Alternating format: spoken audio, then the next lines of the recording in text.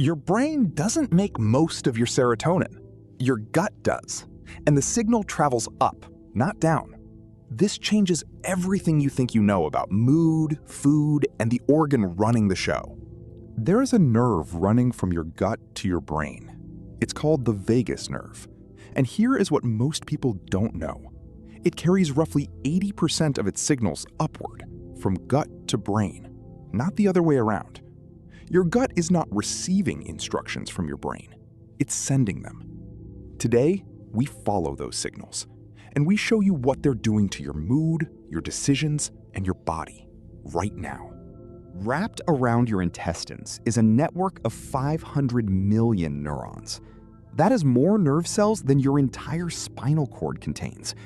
Scientists call it the enteric nervous system, but most call it something simpler, the second brain. It doesn't think the way your brain does. It doesn't write poetry or solve equations, but it regulates digestion, communicates with the immune system, and critically, it produces neurotransmitters. Roughly 90% of the serotonin in your body is made here, not in your brain, in your gut. And 50% of your dopamine is synthesized here as well. The chemicals that govern your mood, your motivation, your sense of reward, they are made, in large part, in an organ most people associate with digestion. But the enteric nervous system doesn't work alone. It is in constant conversation with the organisms that live inside you. Your gut microbiome, roughly 40 trillion bacteria. Many of them produce the precursors your enteric neurons need to make serotonin. Others produce short-chain fatty acids that activate the vagus nerve directly.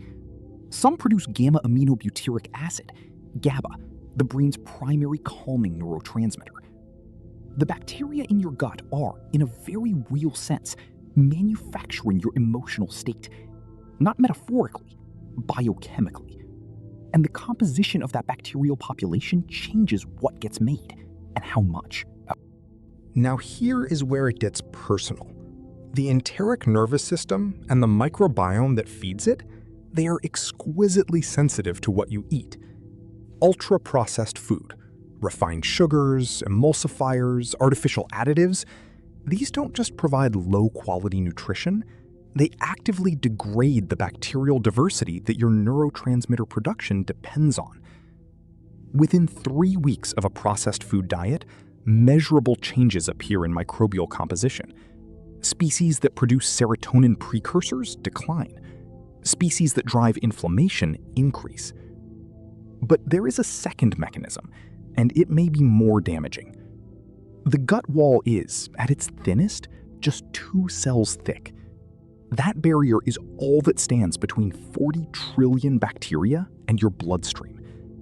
Emulsifiers, common in processed food, degrade the mucus layer protecting this barrier. Without that mucus, the tight junctions between cells begin to loosen. This is what researchers call intestinal permeability, or colloquially, leaky gut. When bacterial fragments cross into the bloodstream, the immune system responds as though under attack. It launches a low-grade, body-wide inflammatory response. Scientists call this metabolic endotoxemia. This inflammation crosses the blood-brain barrier. It reduces serotonin synthesis in the brain directly. It elevates cortisol.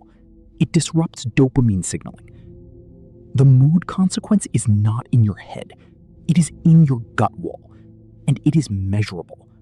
The signals from your gut don't arrive somewhere vague. They arrive at specific structures. The amygdala, your brain's threat detection center.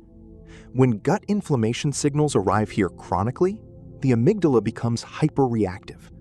Threat perception increases. The emotional baseline tilts toward vigilance. The hypothalamus, your stress regulator. Gut-derived inflammatory signals activate the HPA axis, the hormonal cascade that releases cortisol. Chronically elevated cortisol reshapes the hippocampus, the brain region responsible for memory and emotional context. Over years, it physically shrinks. The prefrontal cortex, your executive center, the place where rational decision-making happens. Chronic gut-derived inflammation reduces activity here. impulse control weakens. Focus narrows.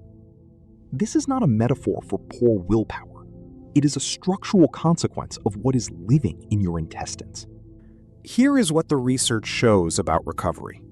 The gut microbiome is not fixed. It is one of the most responsive systems in the human body. Within 72 hours of dietary change, measurable shifts in bacterial composition occur. Within 2 to 4 weeks, diversity can begin to rebuild. The tight junctions in the gut wall can reseal. The mucosal barrier can regenerate. Systemic inflammatory markers, C-reactive protein, interleukin-6, begin to fall. And as the gut-derived signal to the brain changes, the downstream effects change with it. The amygdala quiets. Cortisol levels stabilize. Serotonin synthesis, now with its precursors restored, increases. The intervention is not a supplement. It is not a protocol. It is the removal of what was disrupting the system, and time. Let's name what we've seen. Your gut houses 500 million neurons, the enteric nervous system.